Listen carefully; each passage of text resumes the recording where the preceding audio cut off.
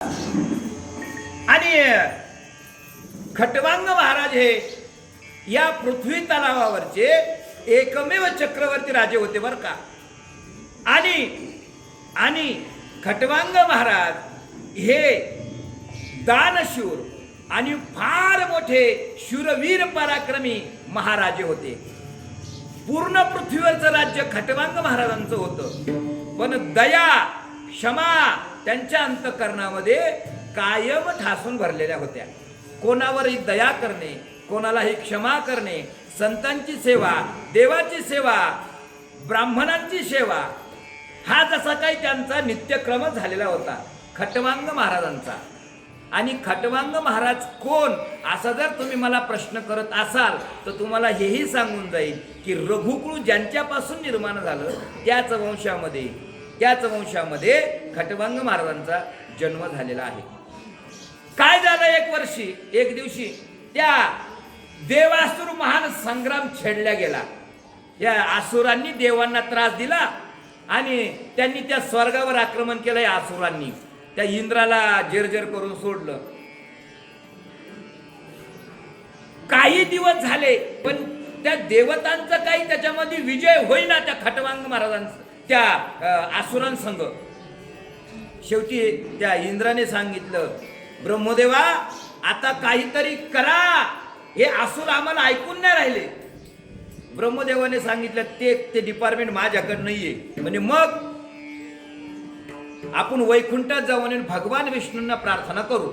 म्हणून ब्रह्मदेव इंद्र हे देवाधिक सर्व देव त्या क्षीरसागरामध्ये वैकुंठात पोहोचले आणि भगवंत जिथं बसलेले असताना तिथं भगवंताला प्रार्थना केली। ओम शांताकारं भुजगशयनं पद्मनाभं सुरेशं विश्वाधारं गगनसदृश्यं मेघवर्णं शुभांगं लक्ष्मीकान्तं कमलनयनं योगिभिर्ध्यानगम्यं वंदे विष्णुं भवभयहरं सर्वलोकैकनाथं। प्रभू, या विश्वामध्ये या असुरांनी अतिशय अत्याचार माजवलेला आहे। प्रभू, काहीतरी अवतार घ्या आणि यांचा काहीतरी तुम्ही विल्हेवाट लावा। भगवंताने सांगितलं, का ब्रह्मदेवा, अरे तुला काही कामच नाही का, या किरकोळ गोष्टींसाठी मी अवतार घेत बसू का?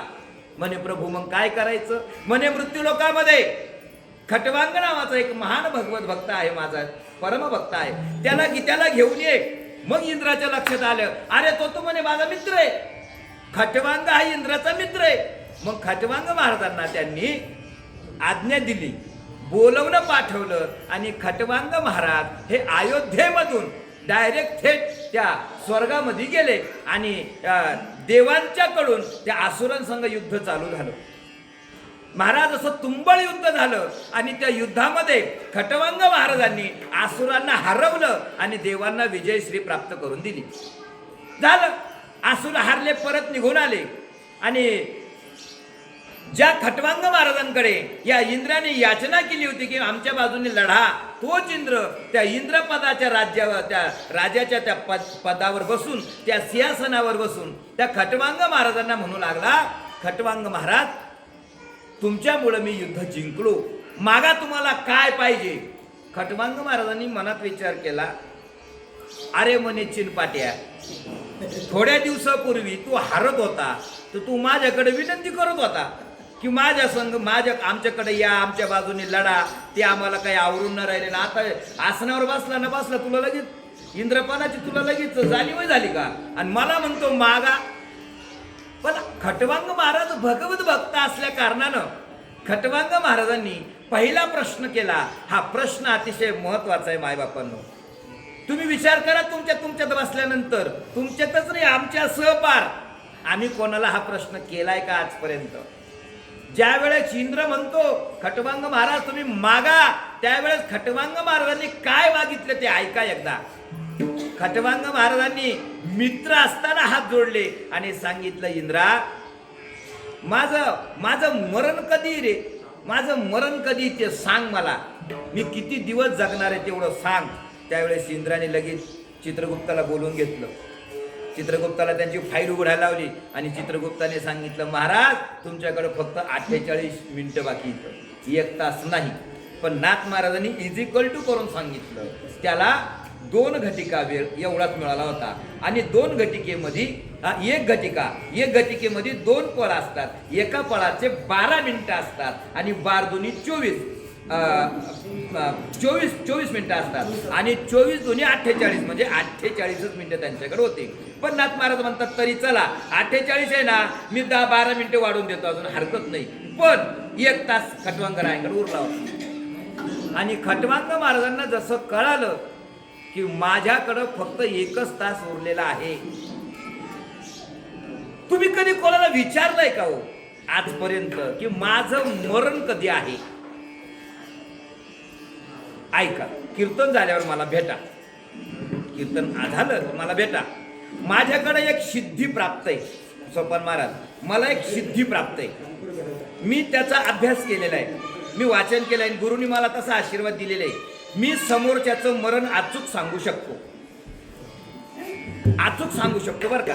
अगदी किती मिनिटाला, किती वाजता गाडी खाली मारणारे का पाण्यात मारणारे का घर पडून मारणारे, वीज पडून मारणारे, नाकात फुटाणा फसून मारणारे, कशाने का घशामध्ये माशाचा काटा अटकून मारणारे, हे सगळं सांगू शकतो मी. मला कीर्तन झाल्यावर भेटा, ज्याला इच्छा असेल त्याला मी सांगू शकतो, हरकत नाही. विठ्ठला विठ्ठला हाच प्रश्न खटवांग महाराजांनी त्यांना विचारला आणि खटवांग महाराजांना त्याचं उत्तर मिळालं.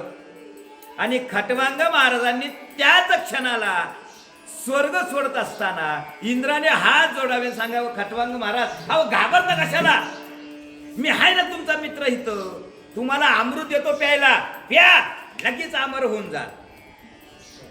थोडी कल्पना करा. मुलीचं लग्न आहे, आपल्या मुलीचं लग्न आहे. बँकेतून लोन काढलं, साहेबाने सांगितलं आज पैसे मिळणार नाही, उद्या तुम्हाला पैसे देतो. रविवारचं लग्न आहे, सोमवारी सकाळी 10 वाजता बँक उघडणार आहे. साहेब मित्र होता, साहेब म्हणे मी तुम्हाला पहिल्याच याला पैसे देतो, पहिल्या ठोक्याला. दरवाजा शटर वर केलं बँकेचं की पहिले तुमच्या हातात पैसे पोहोचवणार, मित्र असल्या कारणानं. 12:28 मुहूर्त आहे लग्नाचा. नवरदेवाने फेटा काढला खाली ठेवला. 3 लाख रुपये पहिले हुंड्याचे ठरले, ते मला द्या तरच मंगलाष्टक होतील, नाही तर हे चाललो मी. ते म्हणे मला पहिले पैसे आणि नंतर लग्न. मुलीचा बाप काय करेल मला सांगा, काय करेल मुलीचा बाप? पैसे देऊन लग्न लावेल का नवरदेवाला पाठवून देईल मला सांगा? वा, पैसे देऊन लग्न लावेल. का? त्यावेळेस त्याची खरी गरज लग्न होणं एवढीच आहे. पैसे कुठून आले, कसे आले, त्याला त्याच्याशी घेणं नाही. मग खटवांग महाराज जर इंद्राचे मित्र येतं आणि इंद्र म्हणतो मी तुम्हाला भरपूर अमृत प्यायला देतो, आणि अमृत प्यायल्यावर काय होतं, माणूस अमर होतो. प्रत्येकाला माहिती आहे पिलेलं कोणीच नाही, तुम्ही पिले कोणी तुमच्यापैकी? मग म्हणता कस काय अमर होत आहे म्हणून? पण म्हणतात बा असं, जशाच तसं म्हणतात. मग खटवांग महाराजांना अमृत पिण्याला काय अडचण होती? पण खटवांग महाराज म्हणले मी जर आता अमृत पेलो तर आता मी अमर होईल, आता ह्या मिनिटाला. पण याचा अर्थ असा नाही का मी कधीच मरणार नाही. ज्ञानोबा काय म्हणतात, क्षीणे पुण्य विठाला विठाला विठाला, जव पुण्याची पावती सरे, सवेच इंद्रपणाची उटी उतरे. ज्ञानोबा म्हणतात इंद्राची सुद्धा एक दिवशी हकालपट्टी होती. मग मी हे अमृत पिऊन आता मुक्त होईल, आता अमर होईल, पण मला एक दिवशी निघावंच लागेल आणि त्यावेळेस माझ्या हातात काहीच राहणार नाही. खटवांग महाराजांनी तात्काळ स्वर्ग सोडला, अयोध्येमध्ये आले, दीर्घबाहूला राज्य देऊन टाकलं आणि खटवांग महाराजांनी मुकुट काढून त्याच्या डोक्यावर ठेवला, त्याचा राज्याभिषेक केला आणि तात्काळ त्याच क्षणाला शरयूच्या कडेला जाऊन भगवंताचं नामचिंतन चालू केलं महाराज. आणि ते नामचिंतन असं केलं की त्या नामचिंतनाने तात्काळ त्यांचा उद्धार झाला. अभंगाचं 4थं चरण. एकताच उरला खटवांग,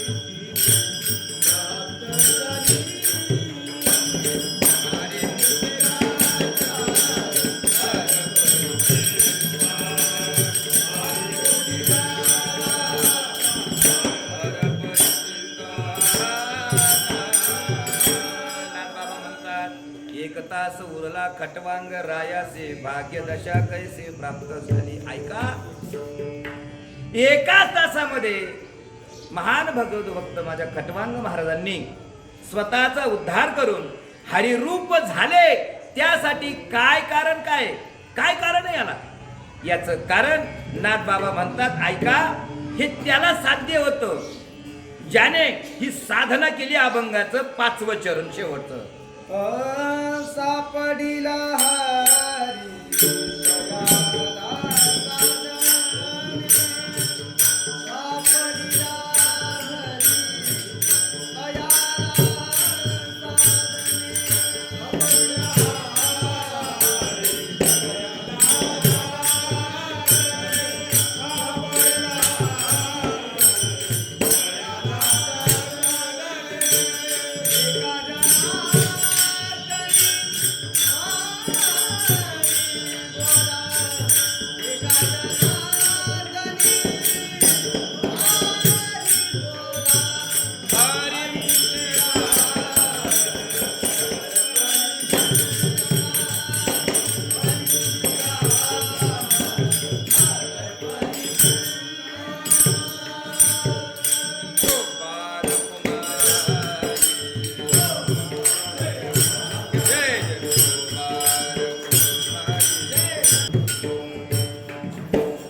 सापडला हरी तयाला साधनी एका जनार्दनी हरी बोला.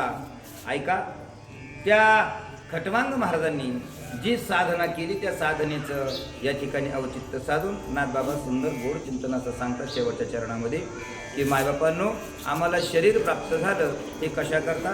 भगवत चिंतनासाठी. आणि भगवत चिंतन करत असताना आमच्यावर काही जबाबदाऱ्या आहेत. त्या जबाबदाऱ्याही आम्ही पाळायच्या. काय जबाबदाऱ्या आहेत? जाता जाता फक्त 5 जबाबदाऱ्या सांगून जातो आणि सेवेला पूर्णविराम देतो. पहिली जबाबदारी आहे, देह कशाकरता प्राप्त झाला? देह कशाकरता प्राप्त झाला? देवे दिला देह भोजना गोमटा, तो या झाला पाटा बाधिकेचा. दिले इंद्रिय हात पाय कान, डोळे मुख बोलाया वचन, जेनित जोडशी नारायण नासे जीव कोण भवरोग. हा देह आम्हाला प्राप्त झाला आमचा उद्धार करून घेण्यासाठी. उद्धार कशाने होईल? तो फक्त हरिनामानेच. मग हरिनाम घेण्यासाठी हा देह आम्हाला प्राप्त झाला. दुसरा मुद्दा असा आहे, हा देह आम्हाला कशाकरता प्राप्त झाला? संत सेवा, देवसेवा आणि आई वडिलांची सेवा करण्यासाठी. आई वडिलांची सेवा. महाराज, इतकी वाईट परिस्थिती आलेली आहे आज या जगामध्ये. मोठ्या ज्ञानाच्या गप्पा सांगतात, मोठे लोकांचं बोलतोय मी, ज्ञानाच्या गप्पा सांगतात. असं वाटतं बाबा बाबा बाबा बाबा याचं ज्ञान ऐकून आता ज्ञानोबा राहिल्यानंतर याचाच नंबर आहे का काय? आणि घरी आई उपाशी असते, वडील कुठंतरी बाहेर अंगणात झोपलेले असतात. दुपारी 12 वाजता जेवायची वेळ, 4:30 वाजता त्या वडिलांना जेवण दिलं जातं. आईला मारल्या जातं, बापाला लाताळलं जातं. महाराज, अशी जर परिस्थिती असेल तर तुकोबाराय म्हणतात, हे बिगर शब्दाचे गाढव, हे बिगर शब्दाचे कोण येतं? पुच्छविन गर्धव जैसा. हो, आई वडिलांची सेवा अतिशय गरजेची आहे. का आई वडिलांची सेवा गरजेची? ऐका ना, तुम्ही म्हणाल का बरं गरजेची? महाराज, गरजेची याच्यासाठी आहे, ज्यांच्या नावाने आम्ही जय घोष करतो त्यांचं नाव का मोठं झालं? पुंडलिक वरदे हरी विठ्ठल. का मोठं झालं? पुंडलिक वरदे हरी विठ्ठल. कोण त्या पुंडलिकाला वरदान दिलेलं आहे? का दिलंय? काय कारण? आई वडिलांची सेवा केली म्हणून. तो काय ग्रॅज्युएशन झालं होता म्हणून नाही, तो काय मोठ्या पदावर होता म्हणून नाही, तो पुंडलिक. तो काय मोठा श्रीमंत होता म्हणून नाही, तो काय राजा होता म्हणून नाही. आई वडिलांची सेवा केली म्हणून. भक्त पुंडलिकाच्या भेटीसाठी भगवंत तिथं येऊन उपस्थित राहिले, उभे राहिले. अजून युगे 28 विठेवरी उभा. 28 युगापासून तो जर तिथंच उभा आहे. कशामुळं? आई वडिलांच्या सेवेसाठी. महाराज, आम्ही आई वडिलांची सेवा केली पाहिजे. आई वडिलांच्या सेवेमध्ये काय मिळतं हे त्यालाच कळतं. कोणाला?